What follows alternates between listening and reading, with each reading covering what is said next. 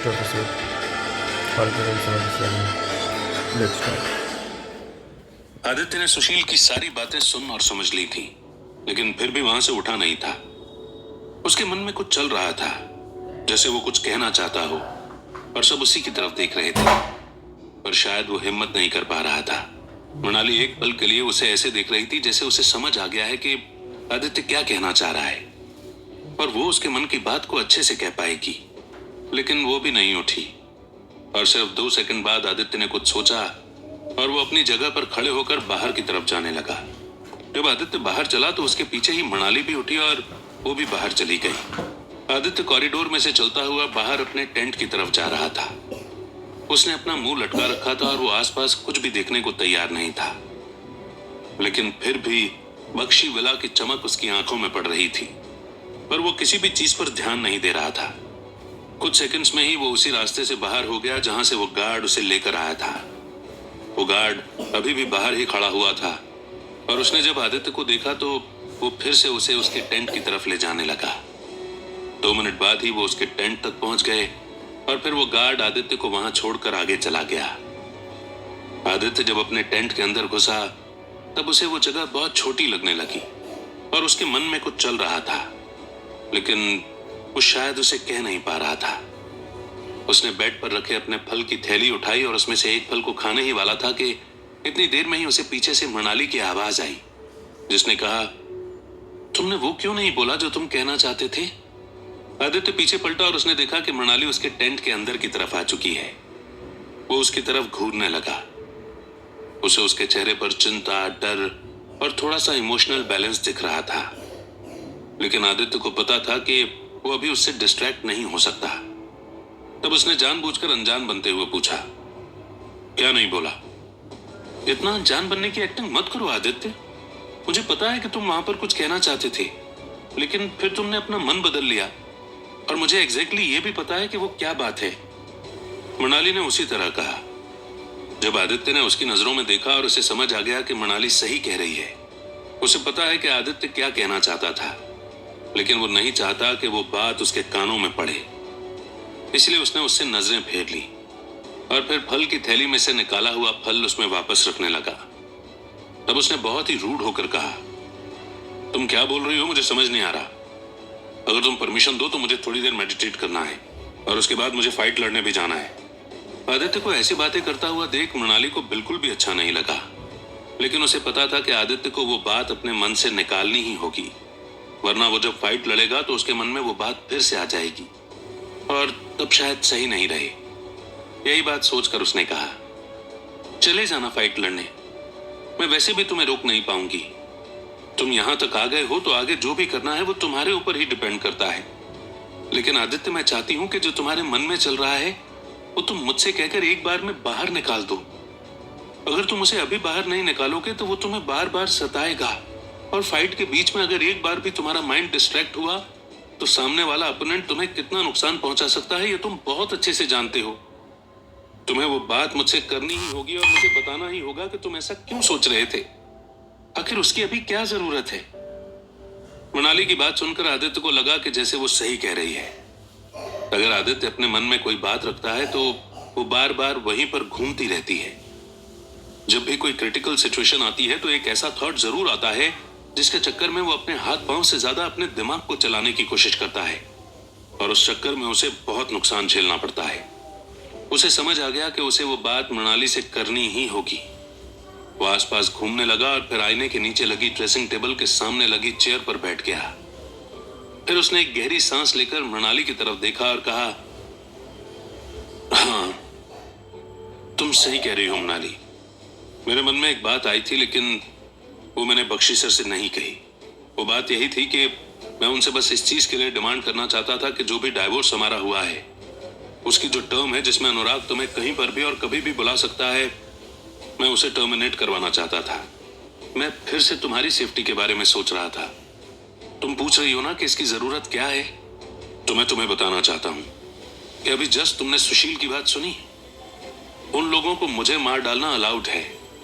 मैं अगर कोई भी एक फाइट हारा तो मुझे फिर अपना सिर काटकर उनके पैरों में रखना होगा। तुम इसका मतलब समझती हो? अगर मैं इस दुनिया से चला गया तो वो तुम्हें जिंदा नहीं छोड़ेंगे। वो अनुराग तुम्हारी चमड़ी उधेड़ने की भी हिम्मत रखता है, और डाइवोर्स पेपर्स पर हम दोनों ने साइन करके इस बात का एग्रीमेंट भी सेंड कर दिया है कि वो ऐसा करने की परमिशन भी रखता है। इतना कहकर आदित्य 2 सेकंड के लिए रुका, क्योंकि उसे अपने आप पर बहुत गुस्सा आ रहा था। लेकिन फिर उसने अपने मन को शांत करने के लिए 1-2 गहरी सांसें ली और फिर आगे कहा, ये लोग बहुत शातिर हैं मृणाली, और मैं बस यही चाह रहा था कि एक बार बख्शी सर के सामने इस डिमांड को रख दूं कि वो तुम्हें इन सबसे दूर रखें। लेकिन लगता है कि मैंने जितना सोचा था ये उससे भी ज्यादा कमीने लोग हैं। पहले इन्होंने मुझे तुमसे दूर होने पर मजबूर कर दिया, और अब तुम्हें मेरा ही अकाउंटेंट बनाकर मेरे अगेंस्ट यूज करना चाहते हैं। उन्हें पता है कि अगर हर फाइट के ब्रेक के बीच में मैं रेस्ट करूंगा और तुम आकर मुझसे बातें करोगी तो मेरा माइंड और डिस्ट्रैक्ट होगा। जब भी तुम मुझे बताओगी कि मैं कहाँ गलत हूं या मैं किस तरीके से रोक सकता हूं, तब मेरा माइंड उन बातों को सोचने लग जाएगा। इसलिए मैं ये भी चाहता था कि मैं तुम्हें मेरा अकाउंटेंट बनने से रोक सकूं। आदित्य एक बार फिर रुका और उसने अपनी नजरें मृणाली से हटा ली। उसके बाद वो नीचे जमीन पर देखने लगा और उसने आगे कहा, मेरे अंदर इतनी हिम्मत नहीं है कि मैं दोनों बातों को वहां उनके सामने बोल पाता, और इसलिए मैं चुप रहा। मैं बहुत बार गलतियां कर देता हूं, लेकिन मैं चुप नहीं रहना चाहता। पता नहीं क्यों, पर चुप रहने से शायद चीजें बिगड़ती हैं। और अच्छा यह है कि मैंने मेरे मन से ये बात बाहर निकाल दी, वरना ये बात मुझे उस टाइम डिस्ट्रैक्ट करती। तुम इन बातों का बुरा मत मानना, लेकिन बस ये सोचना कि ये बातें मैं इसलिए कह रहा हूं क्योंकि मैं हमेशा बस तुम्हारी सेफ्टी चाहता हूं। तुम इसकी चिंता मत करो आदित्य, वो मैं सब समझती हूं, लेकिन मुझे फिर भी एक बात समझ में नहीं आ रही। क्या मैं तुमसे पूछ सकती हूं? हाँ मृणाली, जो भी है पूछ लो। अगर तुम कोई भी डाउट रखोगी और फाइट के बीच में मुझसे पूछोगी तो शायद मुझे तुम्हें एक्सप्लेन करने का टाइम नहीं मिल पाएगा, आदित्य ने कहा। लेकिन फिर भी उसने अपनी नजरें ऊपर नहीं उठाई, और तब मृणाली ने उससे पूछा, आदित्य, अभी अंदर सुशील ने कहा कि वो तुम्हारे बॉडी पार्ट्स बेचकर पैसों का इंतजाम करता, और तुमने पैसों का इंतजाम पहले ही कर लिया है। ये कौन से पैसे हैं आदित्य, और ये किस तरीके की बात हो रही थी? मुझे कुछ नहीं समझ में आया। क्या तुम मुझे ये बता पाओगे? मृणाली के सवाल को सुनकर आदित्य को लगा कि उसने 2 दिन पहले घर पर आग लगने के बाद मृणाली को इतना इमोशनल होते हुए देख लिया था कि वो इस बात को उसे बताना ही भूल गया। उसे यह भी पता था कि अब अगर मृणाली ने इस बात को सुन लिया है तो वो उससे जरूर एक्सप्लेनेशन मांगेगी ही सही। इसलिए उसने अपनी आंखें बंद की और कहा, मृणाली, आज से 2 दिन पहले जब हमारे घर पर आग लगी थी, तब तुम्हें याद होगा कि मेरे पास एक फोन कॉल आया था और मैं थोड़ी देर के लिए पीछे हो गया था। वो फोन कॉल सुशील का था, और उसने मुझे बताया था कि निखिल ने घर से गौतम को उठा लिया है और फिर गुस्से में आकर हमारे घर को आग लगा दी। वो निखिल ही था जिसने ऐसा किया।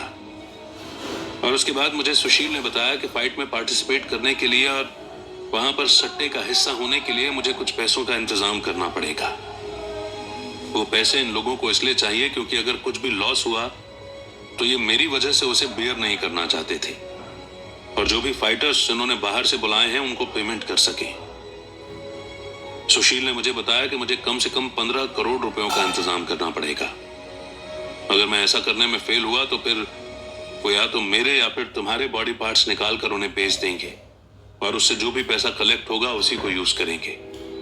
आदित्य इतना कहकर रुका और फिर उसने मृणाली की तरफ देखा। उसकी आंखों में आंसू आ गए थे, और तब आदित्य ने कहा, यही कारण था कि मैं उस दिन वजीर के घर पर गया था, जहां मैंने उससे बात की और फिर हमने जुबैर सर से बात करके वो पैसा इकट्ठा कर लिया।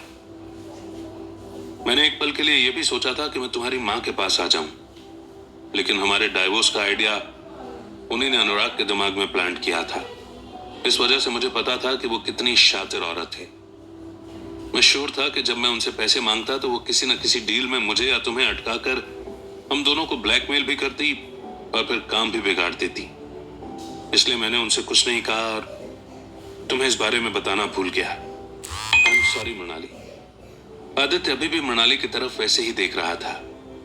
उसने देखा कि उसकी आंखों में जो हल्के आंसू थे वो धीरे धीरे करके बाहर आने लगे और गाल से होते हुए नीचे जमीन पर गिरने लगे। उसे एक पल के लिए बुरा लगा कि उसने आखिरकार क्यों ही मनाली को अपने मन की बातें बता दी, और क्यों ही उसने उसके सामने सब कुछ कह दिया जो कि शायद उसे नहीं कहना था। लेकिन फिर उसने सोचा कि अगर वो फाइट करने गया और जिंदा नहीं लौटा तो शायद उसे हमेशा इस बात का गम रहेगा कि मनाली को एक आखिरी बार भी सच नहीं बता पाया। आदित्य यही बातें सोच रहा था कि तभी पीछे से वजीर आया और टेंट में घुसकर उसने एक बार आदित्य की तरफ देखा और फिर मनाली की तरफ। उसे उन दोनों के बीच का साइलेंस समझ नहीं आया, लेकिन उसकी बात बहुत ज्यादा अर्जेंट थी, इसलिए उसने उन दोनों पर ज्यादा ध्यान नहीं दिया और कहा, आदित्य फाइट शुरू होने वाली है और तुम्हें सुशील ने बुलाया है, तो तुम जल्दी बाहर आ जाओ। ठीक है वजीर, तुम आगे चलो, मैं 2 मिनट में आता हूं, आदित्य ने एक हल्की सी फेक स्माइल के साथ कहा। फिर वजीर ने एक बार उसे और मनाली को देखा और उसके बाद वो गर्दन हिलाकर वापस वहां से चला गया। आदित्य अब फिर से मनाली की तरफ देखकर सोचने लगा कि अब मनाली क्या कहेगी।